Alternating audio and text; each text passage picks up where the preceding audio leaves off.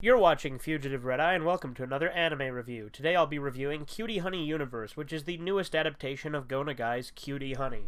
Like Devilman Crybaby and Mazinger Z Infinity, Cutie Honey Universe was released for the 50th anniversary of Go Nagai's career. Cutie Honey Universe is another adaptation of the original Cutie Honey manga, and as such, it follows a lot of the same story beats. You get the same usual premise where Panther Claw is trying to get Honey's internal device, which has a really long name, and I'm not going to try to say it. I think it's like Airborne Element Fixing Device in the subtitles I read on this. However, it goes by other names in different translations, so it's, I'll just refer to it as the device henceforth. But it has Panther Claw going after the device.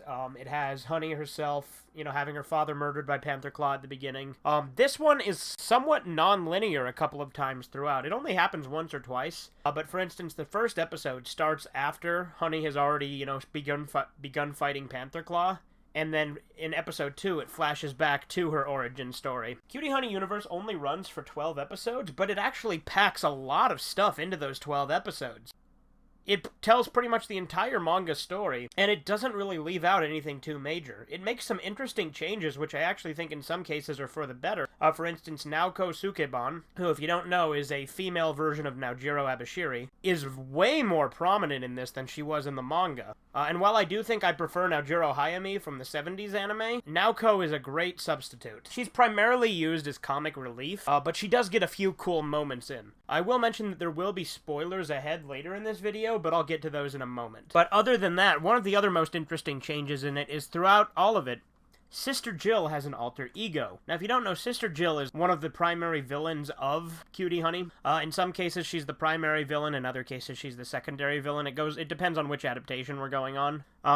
In this case, she is actually the primary villain. Panther Zora does exist in this series, but she's very mysterious and is kind of like godlike. It's very odd. I'll get to that a little bit more later, though. Sister Jill has an alter ego known as Inspector Jeanette, which is part of the PCIS, or Panther Claw Criminal Investigation Service. So, she's actually helping Honey hunt herself. It's very interesting. And she kind of plays both sides in order to try and get close to Honey and find out more about her. That's another thing. Sister Jill is very obsessed with Honey in this series, to the point where it's that's all she cares about. She cares more about getting to Honey than she does about the device. She's way more obsessed with Honey than anything else. Another interesting thing they do is they actually show some of Panther Claw in a sympathetic light in this version, particularly Tarantula Panther and then later on Dragon Panther. But it's one of the first times you actually feel anything for the Panther Claw members. You also get to see Jill create all of the individual Panther Claw members by using this rose that she soaks in their blood.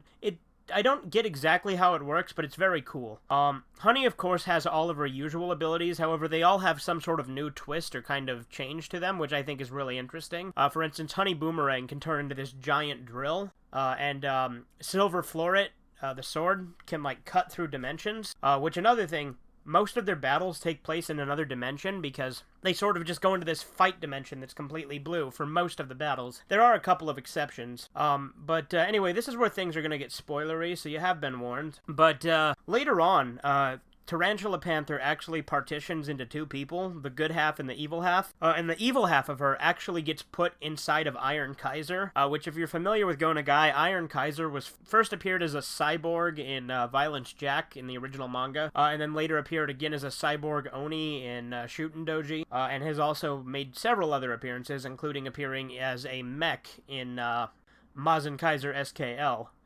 In this case, Iron Kaiser is a mech, and it's not very powerful. It actually gets defeated pretty quickly, but it was still a cool callback. As far as that goes, this is the first anime that I know of that actually adapted the destruction of Saint Chapel, and that scene was very well done. Natsuko actually survives the Battle of Saint Chapel in this version. She does die later on, and it's a little bit more tragic because you get more build-up after the Battle of Saint Chapel with her. However, most people from the Battle of Saint Chapel, even though they are shown dying, quote-unquote, they come back later. I don't exactly get how that works. I think maybe because most of their deaths involve some sort of teleportation or dimensional merging. Maybe they didn't actually die. I'm not entirely sure, but one of the coolest parts of the Battle of Saint Chapel is Naoko actually saves Honey by catching this big energy beam in her hand and just, taking it all full force. One interesting thing, when Naoko comes back to life, she's suddenly black for some reason. She's the only one who changes in appearance, but her skin color changes to a much darker tone. I don't know if that's because she was implied to have gotten burned from grabbing that thing, or if there's some other reason behind it. It's never explained or even really acknowledged, but it was definitely interesting. That being said, because of that, Naoko survives this version, so I guess that means we got a surviving Naojiro for once, even though it is the female Naojiro. So that was cool. I don't know how I feel about all the characters just kind of coming back. For whatever reason, Natsuko doesn't come back, maybe because she was actually killed with a sword.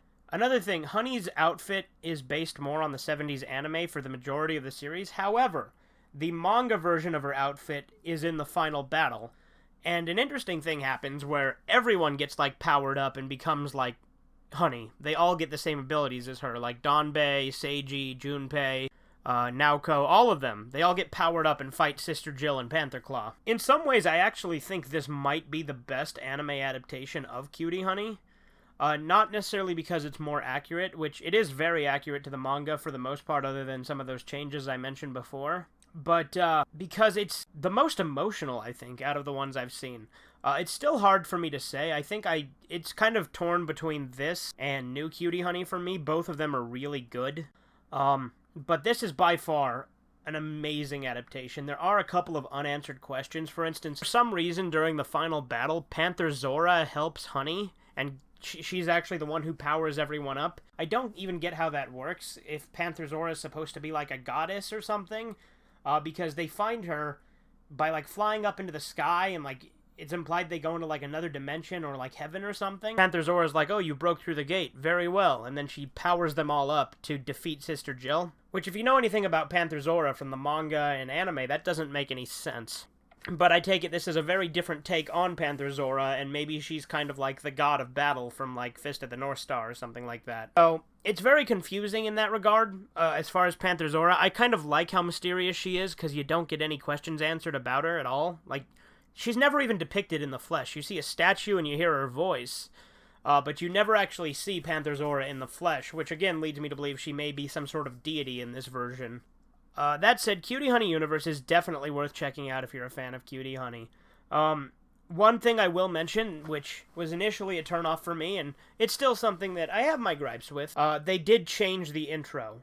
If you don't know, other than this, every version of Cutie Honey prior to this has had some version of the same intro from the original series. But for whatever reason, they decided to change it in this one. And not only that, but the original theme does not appear in this series at all. Even the parts with Misty Honey, she sings the new intro, which I think the parts with Misty Honey, she could have at least sung the old outro as a callback. Maybe that didn't happen because of licensing issues or something. I don't know exactly how that works. But that was kind of a disappointment, considering that Devilman Crybaby had that remix of the original Devilman 70s theme, and then Mazinger Z Infinity did the same thing with the original 70s Mazinger theme. So this was breaking tradition, while the other two brought back themes that hadn't been used in a while. That was an initial disappointment, but I will say overall the soundtrack is actually phenomenal for Cutie Honey Universe. I got the deluxe edition, which came with this booklet and these cards. That was pretty cool too. I will say there is some nudity in Cutie Honey Universe, however there's nowhere near as much as there is in New Cutie Honey, and there's certainly nowhere near as much as there is in Re-Cutie Honey. Re-Cutie Honey I think has the most nudity out of any of the anime adaptations. Whereas Flash and the original 70s anime don't have any nudity. But this one has a little bit. That said, I think the nudity is exclusive to the actual home video release. When it originally aired, I'm pretty sure it didn't have it, because I remember watching some of it as it was coming out, and then actually rewatching that and then finishing it when I got the Blu-ray, because I only watched the first 5 episodes as they were coming out. But yeah, I would highly recommend watching Cutie Honey Universe if you're a fan of Go Nagai and Cutie Honey. It has a lot of cool callbacks to every version of the series. I think they kind of used the best parts from every version. For instance, the version of Seiji in this is kind of a cross between his original manga version and his version from Re-Cutie Honey, and that he's an inspector in this like he is in Re-Cutie Honey. But he's a lot more connected to Honey, I feel, like he is in the anime, and like he is in the original manga and anime, so it's kind of a nice hybrid of the two. You also get a good amount of shenanigans with Donbei and Junpei. There's also a cameo from Go-chan, which, if you're unfamiliar with Go-chan, again, that's not necessarily an official name, that's what I saw him called on a fan translation of a guide for Legend of Dynamic, the Game Boy game. So Gotron himself is the chibi version of Go Nagai himself. So he has like a very brief cameo in this as well. Overall, I highly recommend it if you're a fan of Cutie Honey. If you don't watch it, you're missing out. Anyway, this has been Fugitive Red Eye. You have a great day.